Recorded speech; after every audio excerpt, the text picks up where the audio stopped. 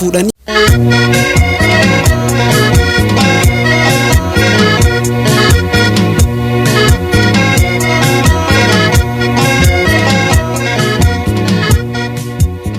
jabeenni namaa maqaa jabaate rabbiin haqaa yaa mootii alamaa kan sharii kan qabne waan ati hojjatteen faaruun si dhaqqabne waan feete hojjatta marii sin gaafatu laafaa jabaan namaa sibiran dhaabbatu hundaasitu uume simatu moo'ata jabaan caaluun jiru simatu too'ata jabaa caalu har'as ta'ee kalee isa dachii uume dhisaa takka malee rabbii kenna guddaa gooftaa uumaa raajii eenyummaa uumamaa nutti godhee baajii waraqaa eenyummaa kan hundaan qaasinu osoo nama ta'ee kan meeqa xaarsinu nama ta'uu qofaan kan isa faarsinu. Dhibde dubbiin yaa ummata keenna fooyya'inaa jennee qaatobsinee teenna namni lafaa dhume lubbuun baalan qatte haati lubbuu dhabde boo'ichaan rakkatte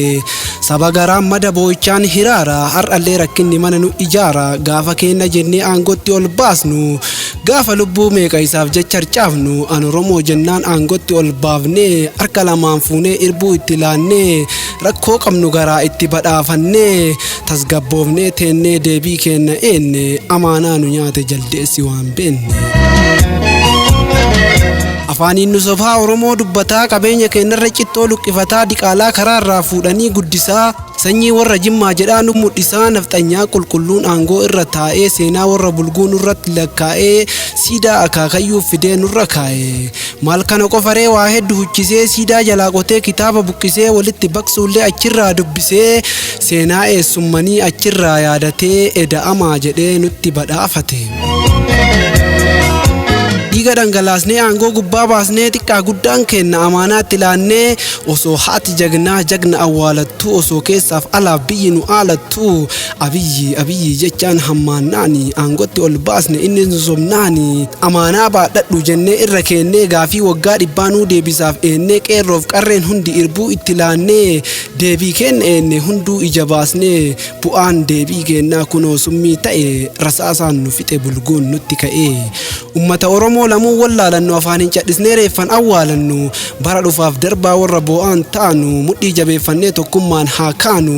qeerroof qarreen ka'a hawaasa dubbisna mootummaa abaarsaa ofirraa kuffisna.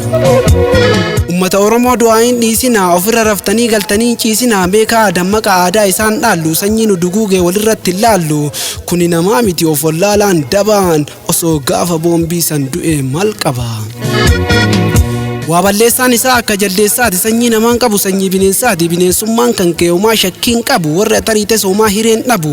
maqama lammaati yoo goota of gootu an Oromoo jettee yoo nu keessa lootu yeroo akka silmii dhiiga keenna hootu fakkeessaan afaanii Oromoo sin gootu. Namni beekaa rafe bakakkaan rifatu namni beekaa dabe hohooyin hifatu kanaafuu hohooyin keenna homaan sissu bakkuma jirtani dhaaba isaa jissu. Lama nu dhoorgite fayyaalummaan teenna aangoo sarkaan qabnu lama dhabuu kenna xayyibaaf lammaallee achii qabnaan eenne bilsiginnaa jaraa jarri harkan kenne ari'amtee galte jarri kanan beenne lammaa gaafa duraa ofisa caalchise ministeera muummee kan isa taasise isa sanuu kunoo ofii gad deebise waan Oromoo kaafnaan atin taatu jedhee lammaa ijatee nanurraa mana hidhee namni lammaan tolle eenyumaayyuun tolu rabbiin amrii qabu inni siin haa lolu. Ayyootaa fi namni numa wallaalate dhugaateen na duraan numa awwaalate osoo akka Jawaar dideen hundi dinne bilisummaa teennaaf yoo na falafinne ammas ni dhaqqabna homaa fagoon jirru diqaalaa sodaannee teennee garaan hirru jara waan tolchine warra akka jaldeessaa ilmoo mililikii haa baafnu of keessaa sodaanneen shurshurru jaraaf harkan laannu amaanaa gootota cimsinee haa baannu kan darbe darbeera kan dhufuuf laallanna jecha waaqoo guutuu hojiirra oolfanna. Mootummoota biyya bulchan keessa Teedroos Milik Tafariinas keessa jara kana aanee Abiyyiin arfeessa seenaa jaraa fidee biyya nu xureessa iyyaa iyyisiisa haa baafnu of keessa. An Oromoo jedha safuullee laallatu Ahmad Alii jedha abbaa yoo himatu osoo abbaa ta'e tasuman dagatu jimmattus dhalattus hin taatu Oromoo osoo kenna taate nurraan nyaattu qomoo mootummaa ajjechaa artistoota fixe dhiiga qeerroo meeqaa isa lafaan lixe waa tokkoon tolchine waa balleessaa malee nurratti deebise seenaa warra kalee maaltu si'a firee harkaa farma malee lubbuu taatu kuma kan si'iin dhabamte teessoon nafxanyootaa kan si'iin qabamte dhiiga qeerroof qarree lafatti roobsitee afaaniin nu sobdee biyya gowwoomsitee hayyuu nu qabnu hidhaan ukkaamsitee artistoota Oromoo rasaasaan edditee kaatunurraa ka'ii nu hisiifanneerra dhiqaalummaa kan kee hunduu hubanneerra eenyu akka dhalatte adda baafanneerra. Abiyyi yoo jedhan nama hedduu hima waa yaraa hojjeta akkuma daa'imaa mee gurraan dhaga'i summiin isaa cima seenaa isaa keessaa takka laman hima gaafa aangoo koru biyya oli araarsa garuu sirrii miti inni kan abaarsaa Eertiraaf araaraaf inni jala fiigu warra tanaan dura biyya teenna diigu lafeen gootawwanii achitti boba'ee dhiigni ijoollee teennaa achitti lola'ee biyya dhiigni nadhii keessan lafa bade jaraan araarame seenaa sana gatee achitti dhabame gumaan jaallan teennaa galmeessinee galmee seenaa irra dhaga'i kan biraa isa hunda caalu gaafa hayyuu kenna qotee inni awwaalu gocha keetiif silaa sabni koo dhumeera Rabbiif hafe malee Jawaaris du'eera miidiyaarra baatee gaafa dabarsite sagalee ajaa gaafa hafarsite gaafa ajjechaadhaaf mana isaa marsite lubbuu namni hin baasu Rabbii uume malee akka keetiif silaa innis boolla gale koottu gali jettee gaafas yoo iyyitu har'a maaltu gallaan summiin kan idditu jaalattus jibbitus waa tokko beekadhu Jawaarinas jettus kan biraa eeggadhu summii nyaachisuun kee gaafas ifa baanaan xiqqaaf guddaan kenna gaafas wallayyaana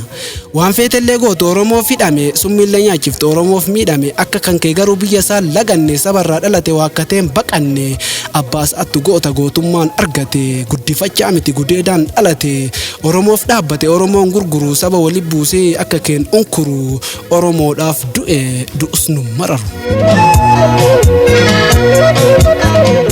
Oromoonni martuu waa tokko amani kumsaa morotaatiif taaddee birruufaani summiidhaan ajjeesa ila sillaaseeni ta'uun jaraan hafu jarris akka isaanii seenaa jaraa dhaalee hayyuu kenna fixa Oromoon ol ka'a dubbii tana diddaa gootowwan Oromoo warri akka isaanii Hamzaa Booranaatiif Gaashee Baqqalaanii mana hidhaa ta'e jireenyi isaanii isaanis dhumani ni baagumaani duutanis baatanis nima du'aa goonni irbuu teessan garuu hin gatu dhaloonni seenaa kana hundaa kan hojii Abiyyi qaamaa qalbii gaariin dhageeffadhu biyyi gaafa daadhii galaan waan nadhii gaafate Abiyyoo daddafee warra isaa yaadate maaltu ta'uu qabaa ofiin mari'atee daadhiin du'uu qabaa furmaata kaawwate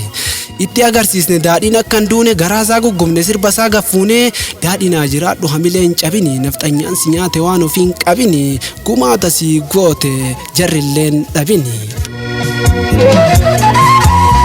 waan gubaa irratti gubaanu hammeessa waan madaa irratti madaanu jabeessa acaaluu hundeessaa dhayanii nu keessa ofii ajjeesanii nurratti geeraraa isintu ajjeesee nurratti seekaraa garigariin namaa bineensi hadiyyaan aangoo irra kennee kawaan goone biyyaa akka odala harree afaan banee iyyaa gadheen seenaan beenne waan gadhee gadhiisaa isintu ajjeesee nurratti deebisaa raqni garaa raqaa akka oktee mukaa golgaa ofii guutee achi taa'ee mugaa ofiillee waan gootu biyyaallee waan gootu isa jala deemtee harmasaa haa hootu maal kana qofa reebadiin inni hojjate wanni inni saame takkaa yoom dhokate siidaa haaromsuuf qabeenya nu saamee nama kenna fixee nurratti garmaamee siidaa kanaaf jecha meeqan lubbuu dhabe barataaf hayyoota meeqan lafee cabe osoo siidaan meeqa haaromuu qabu osoo hayyuun meeqa lafee itti cabu calanqoof aanole silaa gatiin dhabu gaafiin gaafatamne osoo deebii qabu namni kenna silaa tasa lubbuun dhabu. yoom kanaan taa'ee yoom kanaan si dhiise Oromoo miidhuurraa dirrisaa yoom ciise kitaaba barreessaa hayyoon of madaalee akaakayyuu isaa mililikiin dhaalee wali eda'amaa jedhee biyya faale maal kana qofa waa hedduu rakkisee barataa baratu karatti hambisee kutaa 12 afaaniin nu sobee hayyoota mormarrasaasaan nu gobee gariin hidhaa ciisa gariin biyyaa bahee biyya ambaa keessa akka hin taane ta'ee gaafii nu gaafanne osoo nutti ilaaluu dhugaa lafa jirtu osoo nu awwaaluu abbootii qabeenyaa Oromoo saamsisaa biyya teenna fuudhee alagaa dhaalchisaa qabeenya Oromoo hundasaa balleessaa hooggantoota Oromoo hojiirraa gaggeessaa miidiyaa ummataa biyyarraa cufanii meeshaa isaa guutuu abiddaan gubanii akka cubbuun sabaa ifatti hin baane akka dhugaan biyyaa ittiin dhangalaanne gaafa barattoonni Amaaratti dhumte rasaasaaf abiddaan gaafa jara gubde gaafas ture silaa deebiin sirraa eenne akka tinafxanya gaafa suusi beenne. Nusobdeeti malee maaf hangana turraa qaata akka boombii mana sitti urraa foon koo nu nyaattee dhiiga koo idditee lammaffaa nu sobdu nafxanyaan deebitee bakka hin galle teettee nutti hin dhaadatini qawwee naman dhoofne nutti hin baadhatini sanyii nu baay'ise Rabbii koo galata dhibba lafaa fi tukumatu dhalata jechi kee qilleensa homaanuun hunqisu gufuu karaa irraa dhayanii buqqisu seenamaaf qabatte ilmi abbaa dhaala gufuu sanuun ga'u namni of wallaalaan sareen gadi badduun saree warraa nyaatti hiriyaan addaggee mataa sitti baatti kanaafuun amanin jarrin amanamtu marzii sitti yaaddi keessi jaraa hamtu amaanaa oromoo warri dur eeggatte keessaa deebiteerta atinuu beekatte biiftuu lafa barii akka malee baatu waraabessa galaaf akka malee kaatu abiyyi sin arge nama kakuu nyaatu waadaa kenna nyaatte atuu naman taatu eebba sii kennina akka nurraa kaatu ummataan naadhiisaa boodan kadhatini afaanin aamiini jechaan dagatini ona ta'ii hafiisattee rafini fiixaan dhorgite fiixaan teen hafini acaaluu fi daadhii abiddin argini waan jara badhaaste atilleen dhabini ijji tee ilaaltee halaalaan argini sammuun tee maraattee bartakkan fayyini manyeen tantee takkaa waan dhugaan qabini arrabni kee hadhaa maleen dhadhamini dhalateen nafitte dhalchiteen qabini sanyii tantee boombiif rasaasnin dhabini yoomillee mi'aayin dubbiin tee haa mooftu bakka kaan hin jirre mana kee haa dhooftu duniyaa irrattis rakkoon sin dhiisini gaafuma duute illee reeffi keen ciisini waan mi'aayee tole harki keen qabini saamichaaf abiddi mana keen dhabini